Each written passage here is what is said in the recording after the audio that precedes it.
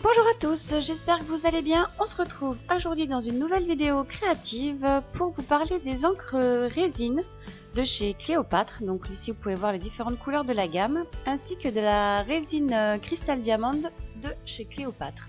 Je vous mettrai tous les liens pour retrouver tous ces produits bien évidemment en barre d'infos.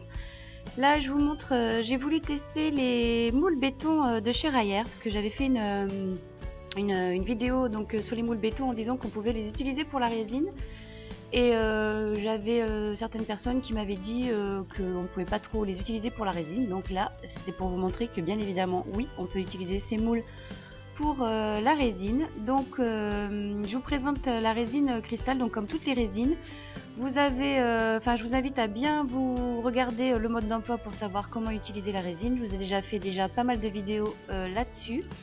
Donc voilà les fameux moules béton de chez Rayer où vous avez ce petit ergot là en haut qui permet ensuite de pouvoir directement les utiliser en tant que pendentif, puisque vous n'avez pas besoin de percer pour ceux qui n'ont pas le matériel. Donc pour ce tutoriel, tout simplement je vais venir utiliser des cannes. C'est vrai que je m'en sers pas souvent, disons pratiquement pas, et que j'en ai un sacré stock. Donc là je les ai utilisés pour ce tutoriel. Donc selon les petits pendentifs que j'ai fait, j'ai choisi différentes cannes. J'ai pris des papillons, des petits smileys, des fruits, voilà. Donc pour utiliser la résine cristal, je vous invite à porter des gants. On va venir donc réaliser le mélange pour pouvoir réaliser notre résine. Donc pour ceci, il vous faut un petit contenant sec et propre, tout simplement. C'est la meilleure chose. Là, moi j'utilise un petit pot en verre. C'est vrai que je trouve que c'est le meilleur contenant pour pouvoir faire nos mélanges.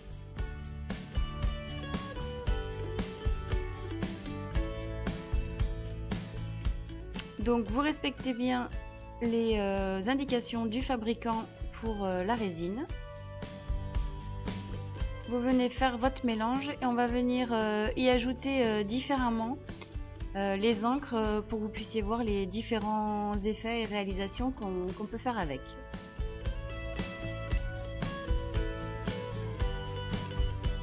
Alors une fois que vous avez bien mélangé votre résine et que vous avez retiré les bulles d'air, là j'ai utilisé deux contenants parce que je vais utiliser l'encre verte de chez Cléopâtre.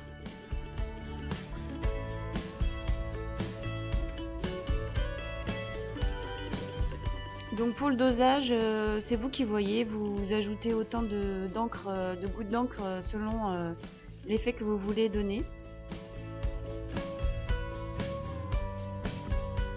Alors pour les encres vertes et oranges, vous allez voir que pour le dosage, j'y suis allée quand même assez légèrement. Pour l'encre noire, vous verrez que j'ai voulu faire un aspect mat aux créations.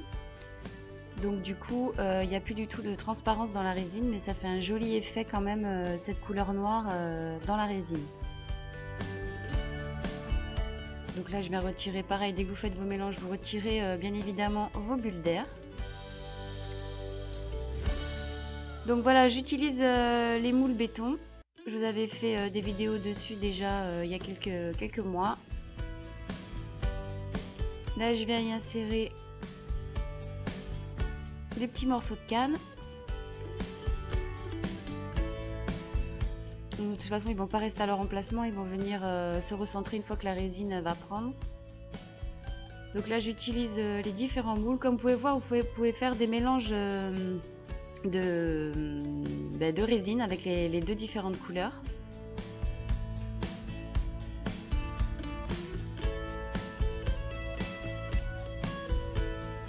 Donc pour l'inclusion dans la résine, là j'ai mis des petits morceaux de canne parce que bon c'était rigolo, mais après vous pouvez mettre ce que vous voulez, vous pouvez mettre des paillettes, du sable, plein de choses. Je vais vous montrer aussi avec des petites paillettes iridescentes comment ça donne un joli effet. Donc là j'ai rajouté quelques touches de couleur orange et de couleur verte à ma résine. Je pourrais mettre mes petits papillons, donc vous allez voir les différents effets que ça donne à la fin.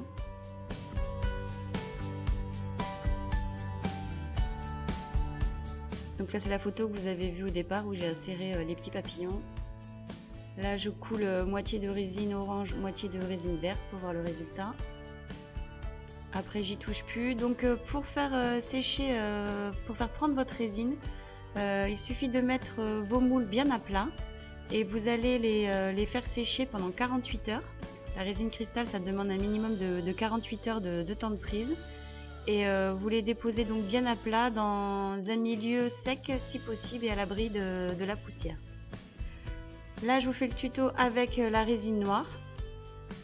Donc là j'avais pourtant pas beaucoup chargé ma résine, mais elle est devenue très très noire et vous allez voir que le rendu va être opaque. Là j'utilise un moule pour faire des plumes parce que c'était pour en faire des... faut l'utiliser pour un pendentif. J'aime bien ce moule où il y a des plumes, des petites ailes. Donc vous verrez aussi le résultat à la fin.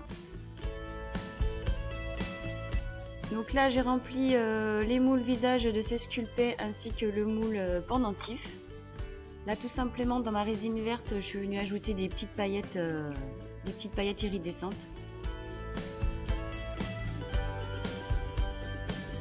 Comme je vous dis, en résine, en inclusion, vous pouvez inclure ce que vous voulez à l'intérieur. Ça peut être des coquillages, ça peut être des fleurs. J'ai déjà fait un tuto dessus aussi. Et voilà, donc une fois que les 48 heures sont passées, comme vous pouvez le voir, c'est très facile à démouler. Et vous avez déjà le pré-trou pour pouvoir ensuite tout simplement créer votre pendentif. Donc les moules béton sont très pratiques pour la résine. Donc comme vous pouvez le voir, ça marche très très bien, il n'y a aucun souci. La seule chose bien évidemment c'est que la surface qui aura touché le silicone, il faudra tout simplement passer un vernis dessus pour lui redonner de la transparence, comme ça arrive souvent dans les moules silicone. Là j'attends des moules résine, donc dès que je les aurai je vous ferai la présentation et à nouveau des tests.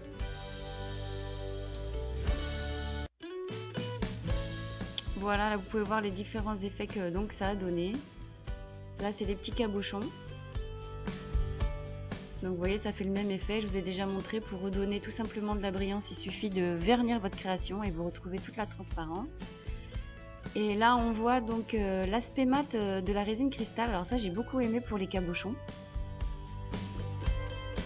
Donc là vous pouvez les vernir si vous voulez ou tout simplement les laisser en mat comme ça. C'est vrai que l'encre noire pour la résine, je la trouve vraiment, vraiment sympa. On peut faire de super choses avec. Là j'avais un collier à faire, donc du coup je me suis servi des plumes noires.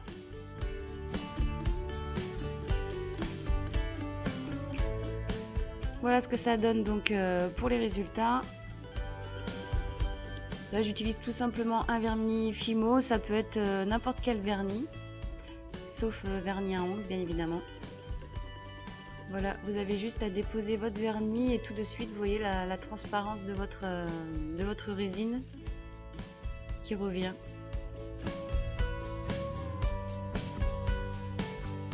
Bizarrement, il n'y a que dans les moules que j'ai utilisés pour la cuisine que la résine ressort transparente. Dans les différents moules à silicone, généralement je suis obligée de revernir mes créations. Mais bon, vernis, au bout de 2 minutes c'est sec et ça reprend bien évidemment toute sa transparence.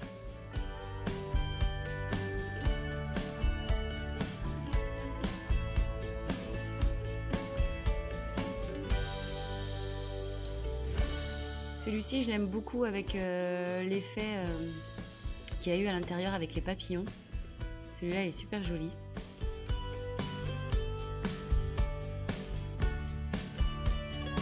Ce qui est bien avec ces colorants résine, c'est qu'on peut, comme je vous disais, mélanger les couleurs, faire des mélanges. Là j'avais que ces 3 couleurs, donc le orange, le vert et le noir à vous présenter. Avec le bleu, le violet et le rouge, on doit pouvoir faire aussi des choses sympathiques.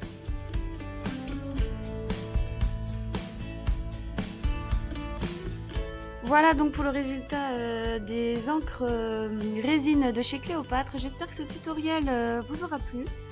Et je vous invite à vous abonner ou à me laisser un commentaire pour me dire si la vidéo vous a plu. Et je vous donne rendez-vous très prochainement sur la chaîne pour plein de nouvelles vidéos.